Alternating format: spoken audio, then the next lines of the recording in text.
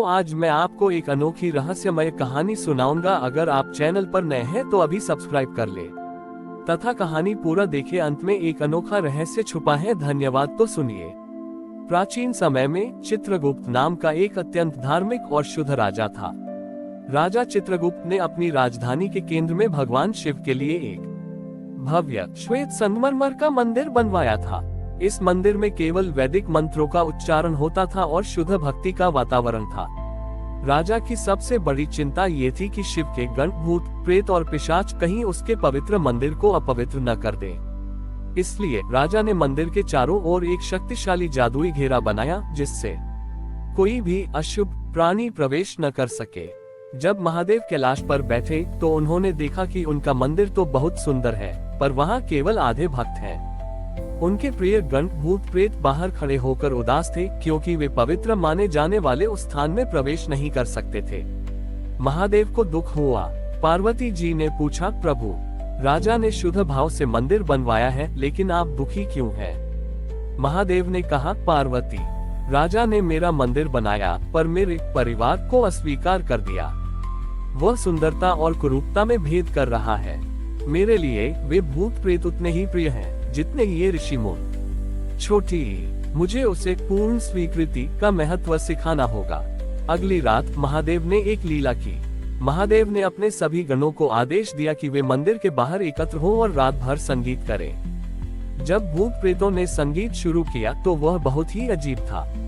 उसमें अजीब चीखें थीं, टूटी हुई ताल थी और विचलित कर देने वाली धुनें थी। बड़ी वो उनके भीतर की पीड़ा और अशांति का संगीत था। राजा चित्रगुप्त और उसके मंत्री इस शोर से जाग गए। वे क्रोधित हुए और उन्होंने सैनिकों को भेजकर गणों को भगाने का प्रयास किया, लेकिन गण शिव के आदेश पर थे, इसलिए उन्हें कोई हटा नहीं सका। सुबह राजा क्रोधित होकर महादेव के पास गया और प्रार्थना की, प्रभु, मेरे मंदिर में अपवित्रता फैल रही है। आपके गणों ने रात भर भयानक शोर मचाया है, कृपया उन्हें दंड दें। महादेव एक वृद्ध योगी के वेश में प्रकट हुए। उन्होंने राजा से पूछा, राजा, कल रात का संगीत कैसा था? राजा ने कहा, वह भयानक, विचलित करने वाला और अपवित्र था। योगी शिव ने कहा, राजा, तुमने केवल शोर सुना, पर तुमने कभी उस शोर के पीछे छिपी हुई पीड़ा को नहीं सुना। वे भूत प्रेत संसार द्वारा अस्वीकृत और पीड़ित आत्माएं हैं। उनका संगीत उनकी अशांत आत्मा का रोना था। तुमने अपने शुद्धता के अहंकार में उन्हें बाहर खड़ा कर दिया। योगी ने राजा को एक अद्भुत दृश्य दिखाया। उन्होंने राजा को अपने भीतर की करुणा की आंख खोलने को कहा। जब राजा ने करुणा की आंख से गणों के संगीत को सुना तो उसे वह अजीब शोर नहीं सुनाई दिया। उसे केवल अकेलेपन, भय और स्वीकार किए जाने की गहरी इच्छा की धुन सुनाई दी। वह संगीत भयानक नहीं बल्कि अत्यंत मार्मिक था। योगी शिव ने कहा, राजा, मैं केवल तुम्हारे सुंदर मंत्रों को नहीं सुनता, मैं इन गणों की पीड़ा के हर शोर को सुनता हूँ। मेरा कैलाश केवल शुद्धता का स्थान नहीं है, ये अस्वीकृत को स्वीकार करने का स्थान है। जब तुम केवल शुद्ध को स्वीकार करते हो तो तुम आधे रहते हो। जब तुम अशुद्ध को भी स्वीकार करते हो तभी तुम पूर्ण होते हो। राजा चित्रगुप्त को अपनी गलती का एहसास हुआ। उसने समझा कि सच्ची पवित्रता बाहरी सुंदरता में नहीं बल्कि भेदभाव रहित स्वीकृति में है। राजा ने तुरंत मंदिर के चारों ओर का जादुई घेरा हटा दिया और गणों को आदर के साथ अंदर आने दिया।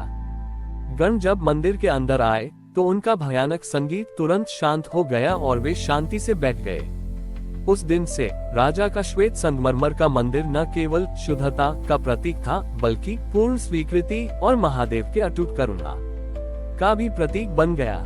राजा चित्रगुप्त ने मंदिर से जादुई घेरा हटा दिया और शिव के सभी गणों, भूत प्रेतों, पिशाचों को आदर सहित अंदर आने दिया। गणों ने मंदिर की पवित्रता को भंग नहीं किया बल्कि उनकी उपस्थिति से वहां एक गहरी, भेदभाव रहित शांति स्थापित हो गई। राजा चित्रगुप्त का अहंकार टूट चुका था। अब उसने अपनी प्रजा को भी यही शिक्षा देना शुरू किया कि किसी भी व्यक्ति को उसके बाहरी स्वरूप या सामाजिक स्थिति के कारण अस्वीकार नहीं करना चाहिए। लेकिन राजा के महामंत्री सुचारू, जो बहुत रूढ़िवादी थे, उन्हें ये परिवर्तन स्वीकार नहीं हुआ। सुचारू का मानना था कि छोटी इत्रता और अशुद्धता में भेद करना आवश्यक है, अन्यथा समाज में अराजकता फैल जाएगी। सुचारू ने राजा से कहा, महाराज, आपने शिव जी के प्रेम का सम्मान किया, ये ठीक है, पर संसार में नियम और व्यवस्था जरूरी है। यदि हम हर अशुभ को स्वीकार कर लेंगे तो शुभ का महत्व क्या रह जाएगा। उद्धरण चिन्ह। सुचारू ने गुप्त रूप से एक योजना बनाई। उसने राज्य के सबसे आलसी, लोभी और बेईमान लोगों को इकट्ठा किया और उन्हें उकसाया। राजा ने कहा है कि हर अशुभ को स्वीकार करना चाहिए, इसलिए तुम लोग भी मंदिर जाओ और वहां बिना किसी डर के अपनी सारी अशुद्ध इच्छाओं को व्यक्त करो। राजा तुम्हें कुछ नहीं कहेगा, क्योंकि वे अब भेदभाव रहित हो गए हैं। अगले दिन वह मंदिर पूरी तरह अस्त व्यस्त हो गया। मानव भक्तों ने अपनी लोभी इच्छाएं चिल्लाकर व्यक्त की। किसी ने दानपेटी तोड़ने की कोशिश की और किसी ने पवित्र जल को गंदा कर दिया। ये शोर शिवगणों के पुराने भयानक संगीत से भी ज्यादा विचलित करने वाला था। राजा चित्रगुप्त स्तब्ध रह गया। उसने सुचारू से पूछा, यह क्या हो रहा है? शिव के गण तो शांत थे, पर ये मनुष्य क्यों अराजकता फैला रहे हैं? सुचारू ने विजयी भाव से कहा, महाराज, ये सिद्ध करता है कि अशुद्धता को स्वीकार करने का नियम केवल शिव गणों पर लागू होता है, मनुष्यों पर नहीं। मनुष्य को नियम और भय से नियंत्रित करना जरूरी है। तभी मंदिर के केंद्र में स्थापित शिवलिंग से महादेव प्रकट हुए। इस बार उनका स्वरूप न तो योगी का था, न नटराज का, ये न्याय और संतुलन का स्वरूप था। महादेव ने सुचारू की ओर देखा और बोले, सुचारू, तुमने मेरी शिक्षा को समझा नहीं। मैंने बुराई को स्वीकार करने को नहीं कहा था, मैंने पीड़ित को स्वीकार करने को कहा था। मेरे गणों का शोर पीड़ा था, जिसे स्वीकृति की आवश्यकता थी। इन मनुष्यों का शोर अहंकार और लोभ है, जिसे नियंत्रण और मार्गदर्शन की आवश्यकता है।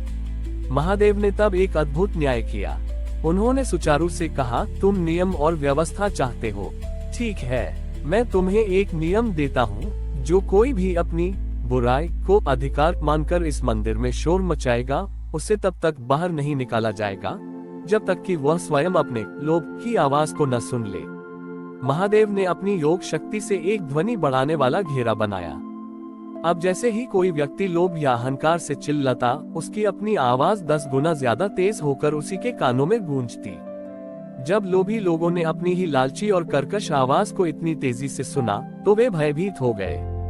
उन्हें अपनी आंतरिक कुरूपता का सामना करना पड़ा। वे अपनी ही आवाज से डरकर भागने लगे। महादेव ने राजा से कहा, राजा, नियम और न्याय आवश्यक है, लेकिन भय से नहीं, बल्कि आत्मबोध से। मैंने गणों को स्वीकार किया क्योंकि उनके भीतर प्रेम था।